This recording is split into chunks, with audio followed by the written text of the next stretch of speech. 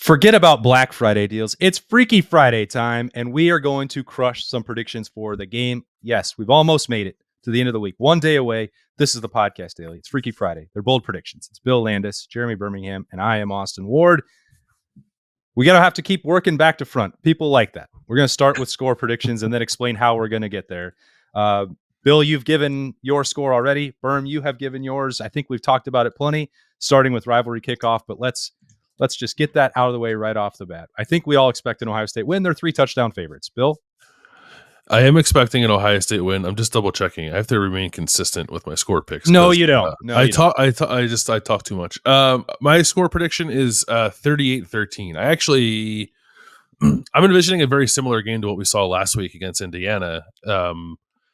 With the exception of Michigan's got a kicker who can kick some long field goals, so maybe they get a couple there. But I kind of have like one touchdown in mind for Michigan, and maybe it's the same exact script of Michigan comes in with a pretty good plan on its first dozen plays or so, and maybe scores early, and then Ohio State's defense settles in and does what it does for the remainder of the game. I could see.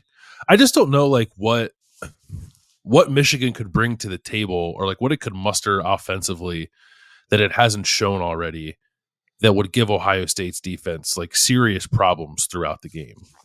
There have been times for sure this year where Kalel Mullings or Donovan Edwards have gotten loose for some explosive rushing plays, but it's actually kind of been few and far between. Like there's not much there with the passing attack other than Colston Loveland, who if he plays will not be 100% in this game. So I think we'll see the Michigan offense we've seen for much of the year, which is one that honestly just can't do a whole lot. Even against Indiana, an opponent that is fresh on the minds of Ohio State fans, Michigan's offense was bad in that game. They couldn't block Indiana. Davis Warren was running for his life the entire time, and they didn't run the ball well.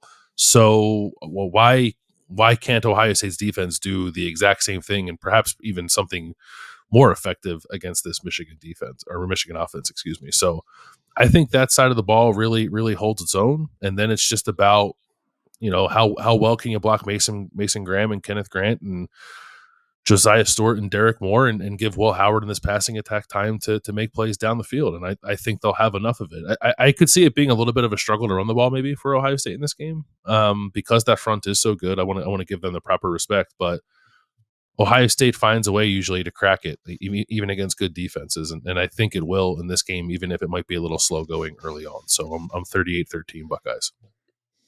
Bill, I know you're the resident turf knower. At Ohio Stadium, we've talked a lot this year about how slippery the field gets when it's hot. How does this turf react to the cold? Because I wonder how that. Why do you think I would know the answer to that? You just know so much about so much about artificial turf. I know nothing about artificial turf. I saw what makes you think that he does know? Bill's Twitter profile once had in his biography, it said knows everything about artificial turf. No, it says pass the bread. Yeah. Oh, was that a different Bill Landis? Must have been. Damn it. I'm terrible at social media. I don't know. I don't think anything's really changed for me, how I've felt about it all week. I think 31-14. Wait, was Bill's answer about the turf going to change your prediction for the game? I was just thinking about the run game and like, is it going to be slippery? Is it going to be harder for big guys to move because it's going to be so cold? I'm just trying to think about, Well, it was cold. It was cold with some precipitation against Indiana, and you were down on the field. That was not cold. That was not cold. Here is something though, Berm. Like I did ask a question about that earlier in the year with the slippage. And there was more concern about when those little rubber pellets get hot that they turn into like glass marbles. I think maybe in the cold they react better, if that helps you. Yeah, I just don't know if I don't know the science behind it. Like, do they get hot? You would think that in 18-degree weather that they will, get more solid. I don't know, but I'm just wondering how that impacts the run game. But I'm more interested in how we are off and running. How hard it is for a player like Kenneth Grant, who's that huge, to get moving in this type of cold. So, I mean, I think maybe it's a great neutralizer. But nothing's changed for me. I still have. I think you're overthinking it. Oh, do you think I overthink things during this week? That's weird. I've never done that before. It's a first time for everything. Yeah, I still have Ohio State 31-14. I don't know. I don't know what Michigan can do. And I think, Bill, this is your point. And I guess my one contention is because Michigan has been so out of the national conversation this year for so long, like maybe they've had an opportunity to hide more things than maybe a team competing for a championship would have throughout this stretch. So maybe they've got a wrinkle or two up their sleeve that other teams have had to already put on display. But they are who they are, and I don't know that you should expect anyone to I don't think this is a game where Michigan can beat Ohio State. Let me just put it that way. I think this is a game where Ohio State has to beat itself, and I'm confident that they won't do that. I do think that there will be some tenuous moments and some stress early on in the game, but I think overall Ohio State's talent, Ohio State's coaching, the fan base, and their ability to impact this game will make a big difference. But to me, as I said on our Wednesday episode of the Podcast Daily, I think this is really comes down to Will Howard versus Davis Warren to me. And I trust Will Howard. And I think that he will get done what he needs to get done one way or another, whether that's with his legs, which, we talked about it after the Northwestern game. Like, well, now he's going to have to start using his legs. Didn't use them at all against Indiana. So maybe that's in play. I don't know. But what I know is that in a head-to-head competition, straight up, who's better here? Ohio State is better. So, and again, they have the home field advantage. They have what I think is a coaching advantage. They have the quarterback advantage. I think that leads to a 3-score victory, but 31-14 is as close as a 3-score victory as you can get.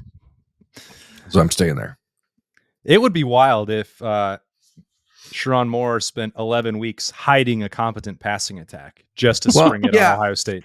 I don't mean that. I mean, I just wonder, they may have been working on some stuff with Alex Orji in the passing game. I don't know, because every time he's come into the game, it's clearly a tell that he's running. But at some point, they're going to throw it to him and run him into a cart. He'd probably be their best offensive weapon if they did that. It's Ohio State in that the power T formation that they've been running, throwing off of that formation last week against Indiana. There's always these wrinkles, and I'm sure Michigan will have a few things up their sleeve. They're going to do a trick play thing. That's what they always do in this game. And, I don't know. I vibe check. I'm getting a little shaky. Let's just say that. I'm getting a little itchy. We're already there. Wow. Okay. I think Ohio State's going to win 37-10. And I agree with everything you guys said. I've talked about this game a lot, as we all have.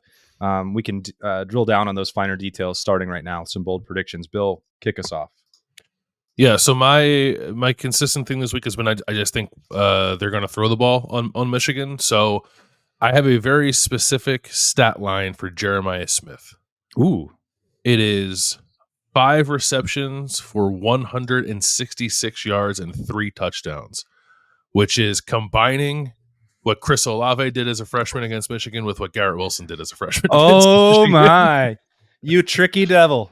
Yeah. I mean, that's like 30 something yards per reception. So and 3 touchdowns. So we're talking some bomb touchdowns to Jeremiah. I think we see Ohio State probably attack down the field the most we've seen them do that this year. Like, I'm just trying to think of what the wrinkle might be for Ohio State in this game, because I think they'll have one offensively, and it could be tempo, as we talked about. Could be Will Howard running more, certainly.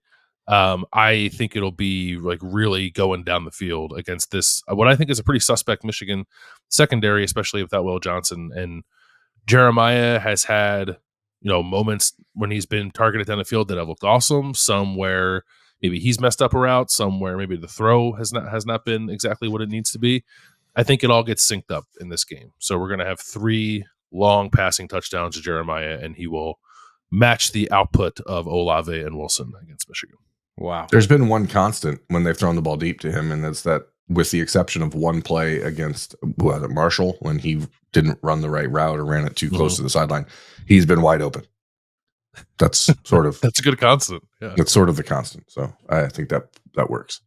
I think this is a tight end game for Ohio State. I think Michigan, with what we know of Wink Martindale and the way he blitzes, I think is a game where there's going to be. Does he have a doctorate? I don't believe so. I think he's still in school, but he's been there for a long time, like 30 some years. I think this is a game where there's going to be a soft, gooey middle for Ohio State to throw the ball with Jayshon Barham and Ernest Hausman. The way Michigan will blitz those guys, I think it's a big day for the tight ends. And I'm not going to get too specific on players, but I think this will be the game. Ohio State has more catches and more yards for the tight end than any game this season. So I'm going to ease into the BPs, and I think that those are the chain movers in this game to really get the other stuff working for Ohio State. I think with Will Kazmarek back and healthy and getting the rust knocked off last week against Indiana, G. Scott continuing to be a weapon in the passing game, the subtle emergence of Jelani Thurman. I think there's a way for Ohio State to really capitalize on what Michigan's going to do with their edge pressure and their linebackers. And I think it's a day for Will Howard to pick them apart over the middle. So give me 9 catches and over 100 yards for Ohio State tight ends. All right. So we're just all going to start with the targets in the passing attack. That sounds like a good way to start. The leading receiver in this game is going to be the Colonel, Carnell Tate. It's the highest rank in the military, and it is the most productive player through the air for the Buckeyes in the game.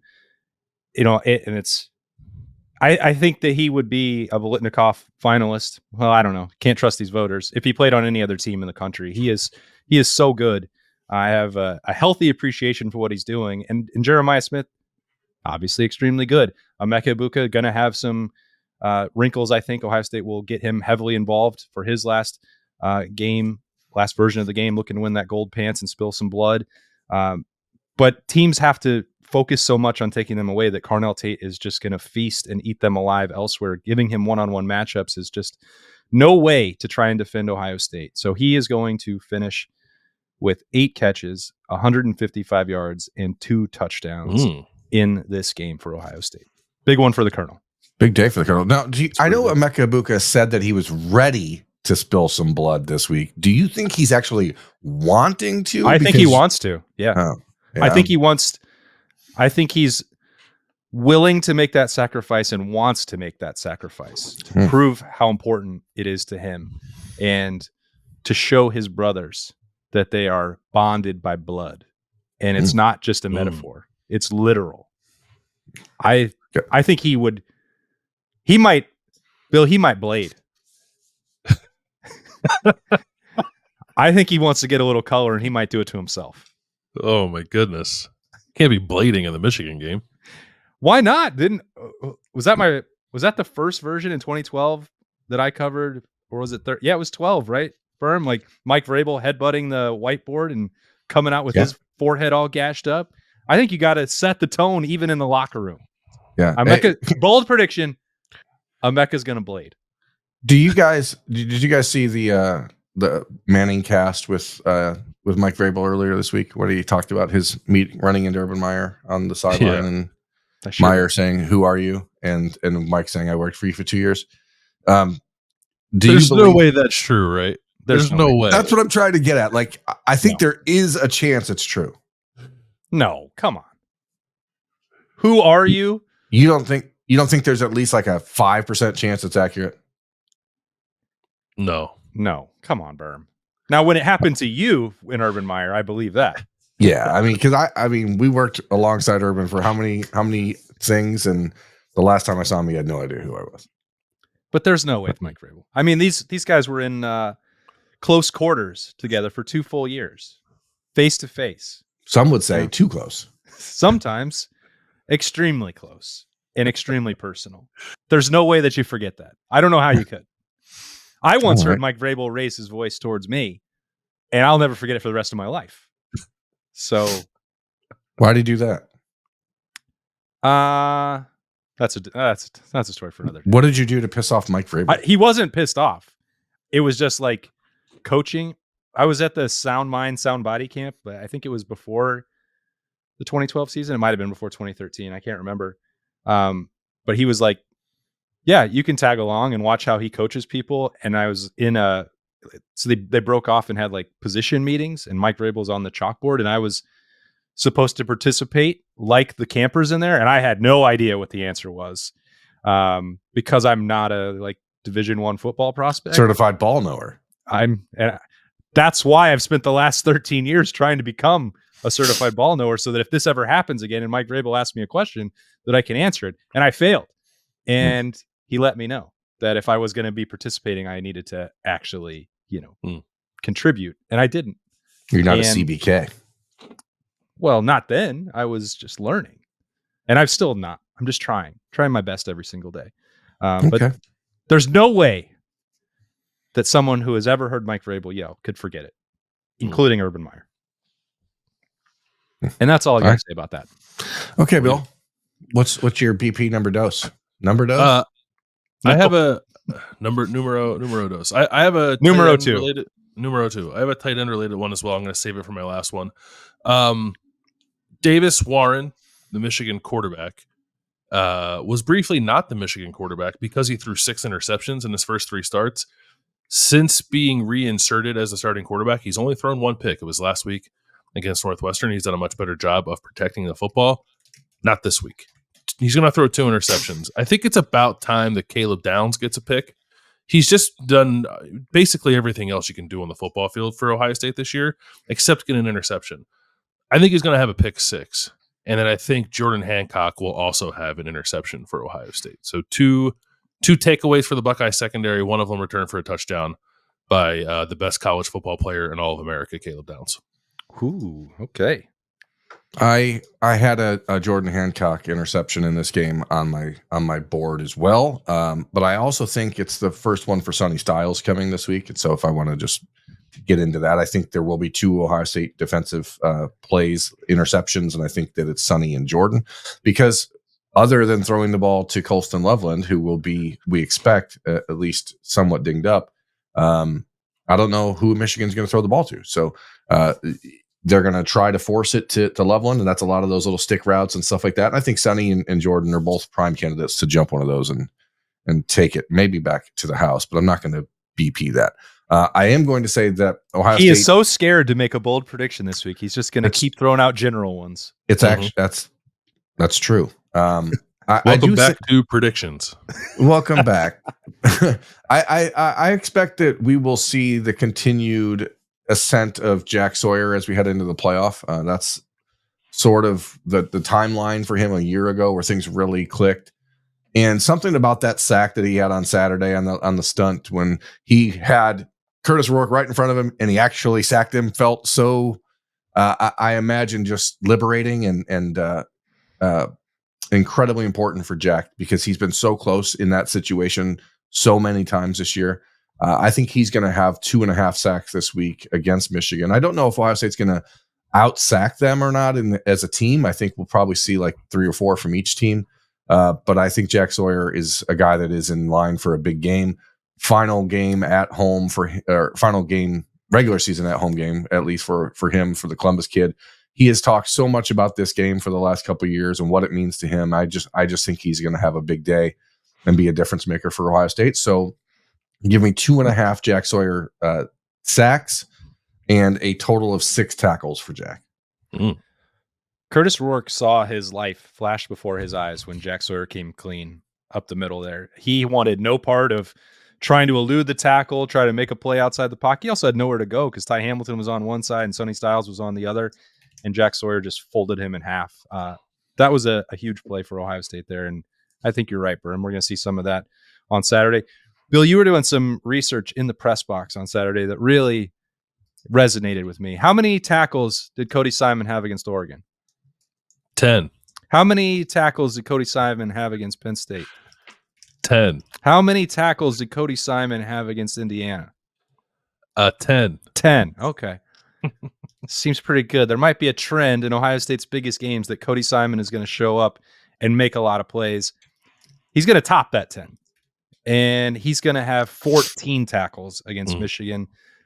We've made this point a number of different ways, a number of different times. Michigan is extremely limited in what they can do offensively. And if they are committed to trying to run the football, which they are stubbornly, and they know that that's their probable best chance is game control and trying to find some openings to run the football against Ohio State. And then if they're throwing to the tight end, Cody Simon's going to be involved in both of those. And he's going to be everywhere. He's going to be used as a blitzer. He's going to be used to stop the rush. He's going to be in position to make tackles on the tight end. So I don't expect him to waste any of those opportunities. 14 tackles, 2 sacks, and he will recover a fumble in this game. It won't slip away from him.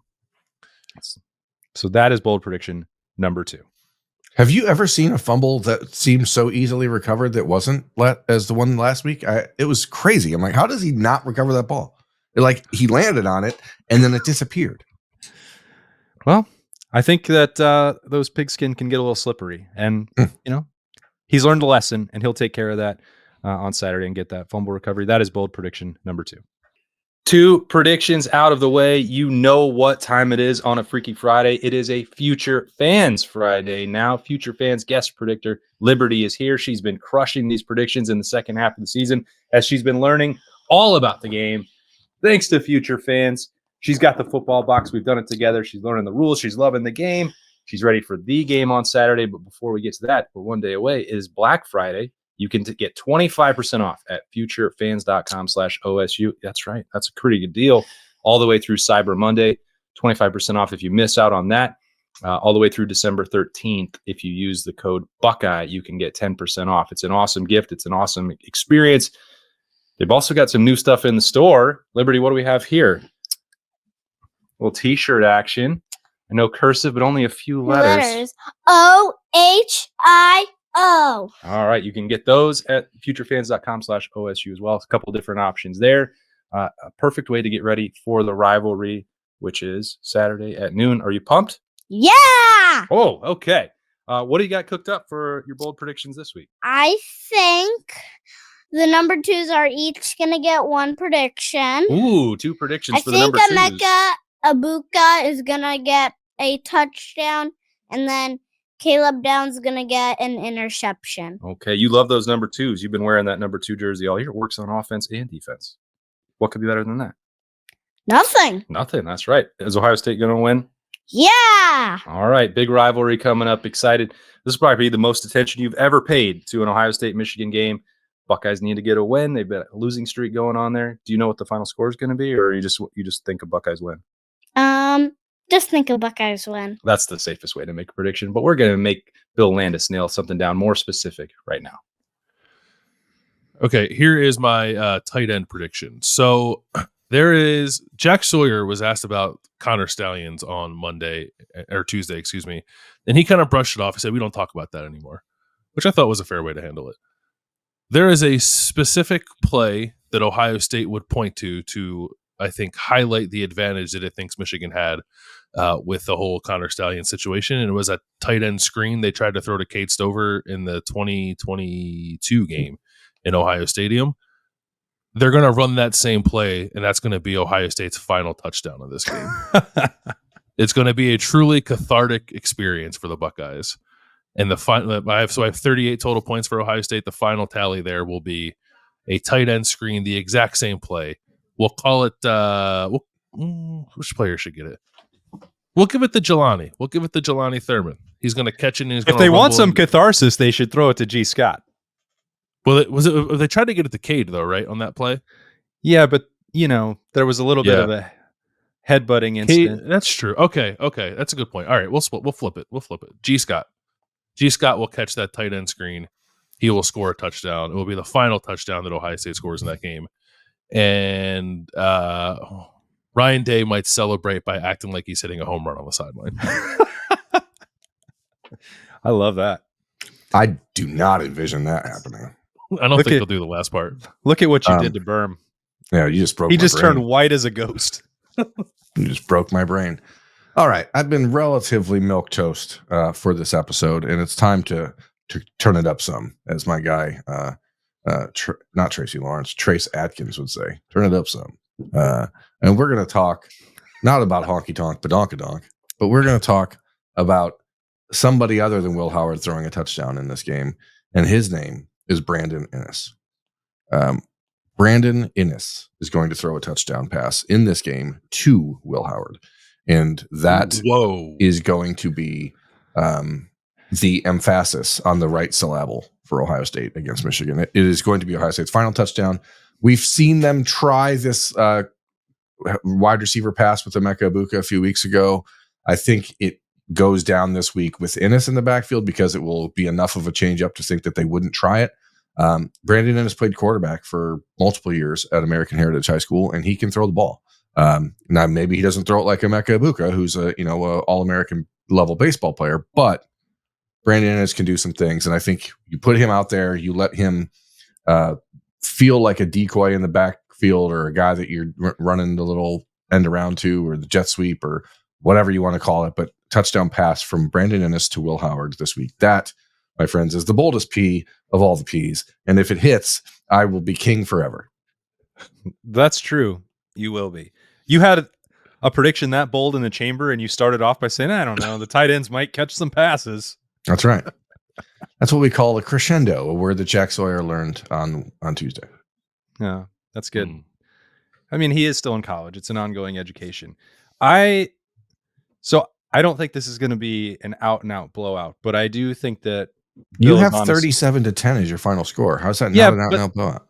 I mean, because they're going to it'll be tight at halftime, right? I think that's the way that these games work out, both the notion of the rivalry and the tempo that Ohio State has played. Like, if it's 17-7, is it going to feel like a blowout to you if it ends 37-10?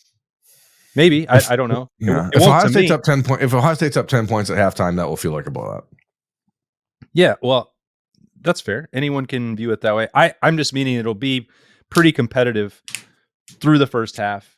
Ohio State, the best third quarter team that anyone has ever seen, will then separate. And those touchdowns in the second half are going to be capped off with 2-point attempts from Ryan Day. Anytime they score in the fourth quarter, I believe Ryan Day will go for 2, and he'll get 2 of them. Don't check the math on this. Maybe it'll just be 2 touchdowns. Does that work? Nope. I don't know. Doesn't matter. The bold prediction is when they get to the fourth quarter and they have a multiple score lead, Ryan Day will show the continued embrace of the rivalry and get his catharsis by showing that he's going to channel Woody Hayes and go for 2. And I think he's going to do it twice. I think that's how they're going to cap it off. That's what I got. So, but why though? Just because he can't go for 3, Berm. Good point. I had not considered that. I mean, you could just not score the touchdown and just kick a field goal. That is the one flaw in that famous quote. You're absolutely right, partner. That's all we got. You have anything else, Berm? Sometimes you like to sneak in the bonus bold Ps, but are you not going to do that for the game? No, I just, for everyone watching this on Friday morning, it's, 'twas the night before the game out there. Make sure you rest up, hydrate. Okay. If you're going to get to the stadium early, make sure you're layered up, bundled. We don't want to have anybody getting hurt or frostbit. Drink bourbon. Bourbon does a nice job of warming you up early. And be loud. Save your talking voice, because here's the thing: when it's that cold, your vocal cords they can be very delicate. So make sure you're not talking. Don't waste your time pregame talking to your friends and family. Okay, that's what it comes down to. Save your voice for the Buckeyes, because they need it, and your friends and family are sick of hearing it. That's true. We're going to have our vocal cords warmed up and ready for some pregame keys when we get to the Horseshoe Saturday morning. We have talked a lot about this game, but we still have more to go. And then once it's over, we'll have even more. Snap judgments, the notebook, everything else, as the last week of the regular season in the game is finally here. Thanks for spending part of your Friday with us with some Freaky Friday bold predictions on the podcast daily. For Bill Landis and Jeremy Birmingham, I'm Austin Ward. We will see you tomorrow in the Horseshoe.